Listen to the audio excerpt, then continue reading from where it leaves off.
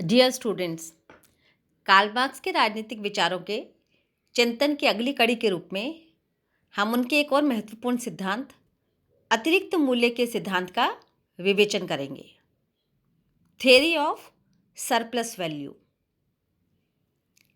यह सिद्धांत मार्क्स के उन सिद्धांतों में से माना जाता है जिसके आधार पर मार्क्स ने यह स्पष्ट करने की कोशिश की कि किस प्रकार एक श्रमिक लगातार अपने श्रम को उपयोग करके उत्पाद निर्मित करने के पश्चात भी कभी बहुत अधिक संपत्तिशाली, समर्थ नहीं बन पाता, जबकि जो पूंजीपति होता है, जो उसका माल खरीदता है, उससे माल बनवाता है, वो निरंतर, ये देखिए मैंने स्पष्ट किया है किस प्रकार निरंतर और अधिक समृद्धिशाली होता जाता है।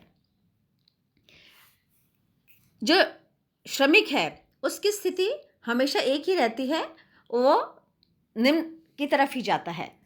उसका एरो कभी भी समृद्धि की तरफ या संपत्तिशाली होने की तरफ नहीं बढ़ता है। जबकि ये देखिए जो पूंजीपति है उसकी एक के बाद दूसरी ओर उत्थान, प्रगति और अधिक संपन्नता और समृद्धिशाली होने की प्रवृत्ति उत्पन्न होती है। क्या कारण है? जैसा कि मार्क्स ने स्पष्ट किया कि इतिहास की भौतिकवादी व्याख्या ये स्पष्ट करती है कि इतिहास के विकास की प्रक्रिया में ही, निर्माण की प्रक्रिया में ही साधनों पर जिस वर्ग का नियंत्रण रहता है, वही वर्ग समाज में बाकी अन्य व्यवस्थाओं को और संरचनाओं को नियंत्रित करता है। फलतः जब साधनों पर नियंत्रण करने वाला वर्ग शक्तिशाली होता है तो एक विषम वर्ग विभाजन प्रस्तुत होता है, उत्पन्न होता है समाज में। एक वो जो नियंत्रण करता है वो शोषक बन जाता है, और दूसरा वो जिस पर नियंत्रण किया जाता है, जो निर्भर हो जाता है, वो कौन हो जाता है? शोषित हो जाता है। तो समाज इस प्रकार शोषक और शोषित के वर्ग में विभाजित हो जाता है। लेकिन ये विभाजित होने की प्रक्रिया में ऐसा क्या कारण है जो श्रमिक या जो मजदूर या जो कृषक है वो अपना मूल्य नहीं पहचान पाते, या उनके हाथ से कैसे उनके लाभ के अवसर छूटते हैं? तो ये जो सिद्धांत है ये स्पष्ट करता है कि किसी भी वस्तु की जो मूल्य होता है, किसी भी वस्तु का जो महत्व होता है, किसी भी वस्तु की जो उपयोगिता होती है, वो इस बात पर निर्भर करती है कि उसमें कितना श्रम लगा हुआ है। मान लीजिए गेहूं का दाना है, आटा बन गया, लेकिन गेहूं से आटे बनने की प्रक्रिया के बीच में जो श्रम लगा है उसका जो मूल्य है वो महत्वपूर्ण है। मार्क्स ने अपनी पुस्तक दास कैपिटल में से स्पष्ट करते हुए कहा कि किसी भी वस्तु का विनिमय मूल्य का मतलब जब किसी वस्तु को हम मार्केट में एक निश्चित मूल्य पर बेचते हैं, किसी वस्तु का विनिमय मूल्य उसके उत्पाद, वो जो प्रोडक्ट है, में लगाए गए लाभदायक श्रम, मतलब ऐसा श्रम जिससे कुछ उत्पत्ति होती हो, जिससे कुछ लाभ उत्पन्न होता हो, जिसे वस्तु की प्रकृति में ऐसा परिवर्तन आता हो कि उसका विक्रय किया जा सके। मैं बोलती हूँ, किसी वस्तु का विनिमय मूल्य उसके उत्पाद में लगाए गए, ये देखिए, किसी वस्तु का विनिमय मूल्य उसके उत्पाद में लगाए गए लाभदायक श्रम सामाजिक दृष्टि से लाभदायक होना चाहिए कि मात्रा पर निर्भर करता है।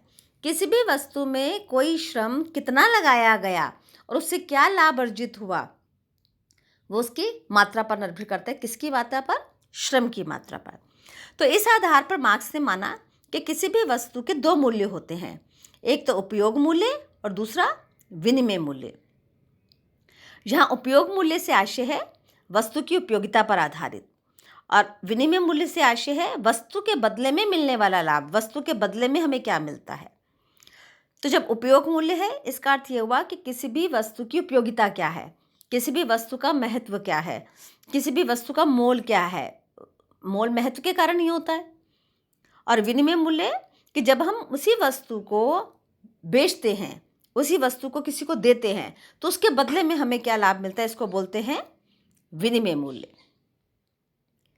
मार्क्स के अनुसार सिर्फ श्रम ही एक ऐसा तत्व है जो सभी वस्तुओं में समान रूप से विद्यमान रहता है। ये देखिए, श्रम ही एक ऐसा तत्व है जो सभी वस्तुओं में समान रूप से विद्यमान रहता है। तो इस आधार पर वस्तु के बदले में वस्तु ली जा सकती है, लेकिन वस्तु के बदले में जब हम उसका मूल्य तय करते हैं, निर्धारित करते हैं, तो वो कैसे तय होता है? कोई वस्तु में जब श्रम लग जाता है तो उसका उत्पादन होता है। उत्पादन होने के बाद उसका मूल्य बढ़ जाता है। कैसे बढ़ता है? क्योंकि जब हम उसको विक्रय करते हैं, उस परिवर्तित वस्तु को, परिवर्तित उत्पाद को, तो उसके बदले में हमें उसका मूल्य मिलता है। मार्क्स के अनुसार वस्तुओं का विनिमय मूल्य एक्सचेंज वैल्यू, वस्तुओं का विनिमय मूल्य उसकी उपयोगिता अर्थात उपयोग मूल्य पर निर्भर नहीं करता। कोई वस्तु कितनी उपयोगी है इस पर निर्भर नहीं करता, अपितु उत्पादन में लगाए गए श्रम पर निर्भर करता है। कोई वस्तु है बहुत उपयोगी है, लेकिन उसकी उपयोगिता उसके उपयोग से निर्धारित नहीं होती, बल्कि उसके उत्पादन में लगा हुआ जो श्रम था वो महत्वपूर्ण है। तो मार्क्स ने सबसे अधिक महत्वपूर्ण कारक के रूप में जो उत्पाद की महत्ता निर्धारित की, तय की, वो क्या थी? श्रम। तो यहाँ दो चीज़ें स्पष्ट होती हैं कि मार्क्स के अनुसार surplus value is the difference between the value of the wages which a labourer produced and which the actually receives.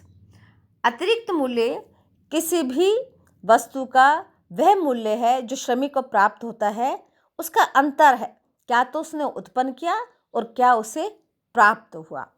अर्थात जो उसने उत्पन्न किया मूल्य वो उसे प्राप्त नहीं हुआ, उसे जो प्राप्त हुआ और उसने जो उत्पन्न किया उसके बीच का जो मूल्य है उसको सरप्लस वैल्यू, अतिरिक्त वैल्यू के नाम से स्पष्ट किया जाता है।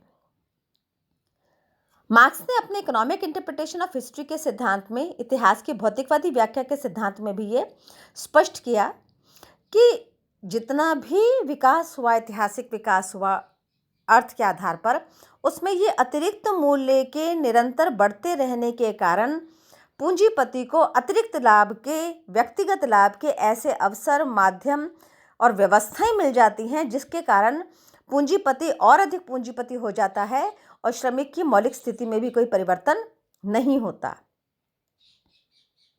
तो मार्क्स के अनुसार जब व्यक्तिगत लाभ के लिए कार्य किया जाता है, व्यक्तिगत लाभ के लिए उत्पाद को बनवाया जाता है, उसका उत्पादन करवाया जाता है, तब व्यक्तिगत लाभ से व्यक्तिगत समृद्धि आती है, उससे सामाजिक या सामूहिक समृद्धि या सामाजिक या सामूहिक लाभ के अवसर समाप्त हो जाते हैं।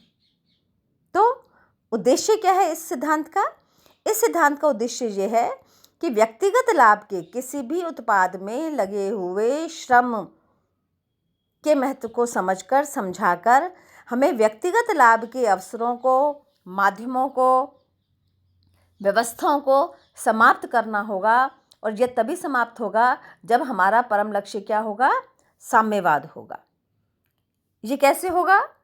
मार्क्स के अनुसार जब हम व्यक्तिगत लाभ के स्थान पर ऐसी सारी व्यवस्थाओं को और माध्यमों को और अवसरों को समाप्त कर देते हैं, तकनीकों को समाप्त कर देते हैं जो व्यक्तिगत लाभ को बढ़ावा देती हैं, तो हम सामूहिक पूंजी पर नियंत्रण कर सकते हैं। सामूहिक पूंजी पर या उत्पादन के संसाधनों पर सामूहिक नियंत्रण होगा, तो उससे जो पूंजी उत्पन्न हो रही है वो सामूहिक पूंजी उत्पन्न हो रही है, वो व्यक्तिगत पूंजी उत्पन्न नहीं हो रही। तो जब सामूहिक उत्पादनों पर नियंत्रण, सामूहिक पूंजी, तो जो उत्पाद उत्पन्न होगा, वस्तु उत्पन्न होगी, जो उत्पादन होगा वो कैसा होगा? सबका होगा, सहकारी होगा, सबके श्रम से निर्मित होगा, सबके द्वारा प्रयोग किया जाएगा, सबके द्वारा उसके लाभ का वितरण किया जाएगा। तो सहकारी ही उत्पादन हो गया और सहकारी ही उत्पाद हो गया। मैं एक बार दोबारा स्पष्ट करूं, श्रमिक द्वारा लगाए गए श्रम के बाद किसी भी वस्तु की उपयोगिता में जो बढ़ोतरी होती है जिसके कारण उसका मूल्य बढ़ता है, उस बढ़े हुए मूल्य को और जितना श्रमिक को मूल्य मिलता है उसके बीच के अंतर को समाप्त किए बिना अतिरिक्त मूल्य के सिद्धांत को समझा नहीं जा सकता। फॉर एग्जाम्पल, मान लीजिए एक लकड़ी है और उस लकड़ी से हम मार्केट में खरीदने गए टेबल। तो हम लकड़ी खरीदने जाएंगे या टेबल खरीदने जाएंगे? हम मार्केट में टेबल खरीदने गए, लेकिन लकड़ी से टेबल बनने की प्रक्रिया में क्या लगा? क्या लगा? लकड़ी लगी, कुल्हाड़ी लगी, पेच लगा, कील लगी, और सबसे ज़्यादा क्या लगा? कुल्हाड़ी क्या अपने आप चल सकती थी? नहीं। कील क्या अपने आप ठोका जा सकता था? नहीं। तो इसमें को क्या लगा? इसको बनाने में उस श्रमिक का श्रम लगा, उस कारपेंटर का श्रम लगा, जिसने लकड़ी को काटा, लकड़ी को छीला, लकड़ी को शेप दी, लकड़ी की लेग्स बनाई, लकड़ी का टॉप बनाया, और जाकर वो लकड़ी किस में परिवर्तित हो गई? टेबल में। और जब वो मार्केट में बिकती है तो क्या उसका वही मूल्य होता है जो लकड़ी का मूल्य होता है? नहीं। तो क्या मार्केट में वो जो खाती होता है, जो कारपेंटर होता है, जो श्रमिक होता है, क्या वो बेचने जाता है?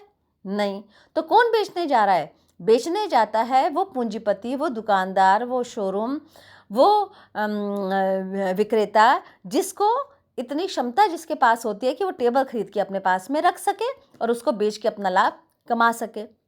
कहने का तात्पर्य ये कि लकड़ी से लेकर टेबल तक की प्रक्रिया में, मान लीजिए वो टेबल हो गई आपकी 50 रुपए की, लेकिन आपने लकड़ी और उसको कमाने के लिए, बनाने के लिए जो श्रमिक को दिया, उसको दिया, वो कितने दिए? 10 रुपये दिए, और बीच का अंतर है 40 रुपये। 40 रुपये में से मान लीजिए 20 रुपये छेनी, हथौड़ा, जो भी औजार लाए, उस पर पैसे खर्च हुए पूंजीपति के। लेकिन अगर वो 50 रुपये का मार्केट में बिक रहा है, तो ये जो बीच के 20 रुपये का अंतर है, ये किसके पास गया? वो पूंजीपति के पास गया। तो यह मार्क्स का क्या आशय है कि लगातार जब ये 20-20-20 करके बढ़ते रहते हैं, तो ये जो अति मूल्य है, ये किसको मिलना चाहिए? ये जब तक श्रमिक को नहीं मिलेगा, तब तक श्रमिक को उस 10 रुपये पे ही संतुष्ट रहना होगा। और ये शोषण की प्रक्रिया है कि श्रम के बिना लकड़ी को हम टेबल में कन्वर्ट नहीं कर सकते, नहीं बना सकते। तो मार्क्स ने कहा कि पूंजीपति कभी भी उस लाभ का बंटवारा नहीं करता जिस लाभ से वह स्वयं लाभ कमा रहा होता है या अतिरिक्त लाभ कमा रहा होता है। तो ये है अतिरिक्त मूल्य का सिद्धांत। इस सिद्धांत को एंजल्स तो ये मानते हैं कि मार्क्स का मौलिक सिद्धांत है, लेकिन आलोचक ये मानते हैं कि इससे पूर्व रिकॉर्डो और एडम स्मिथ ने भी श्रम की महत्ता की बात की थी और श्रम के मूल्य के सिद्धांत का प्रतिपादन किया है, तो इसे मार्क्स का मौलिक सिद्धांत नहीं माना जा सकता। लेकिन इसमें मानसिक श्रम की उपेक्षा की गई है। मार्क्स ने अतिरिक्त मूल्य के सिद्धांत में वस्तु के रूप परिवर्तन और वस्तु के विनिमय मूल्य की प्रक्रिया में मानसिक श्रम को अनदेखा किया है।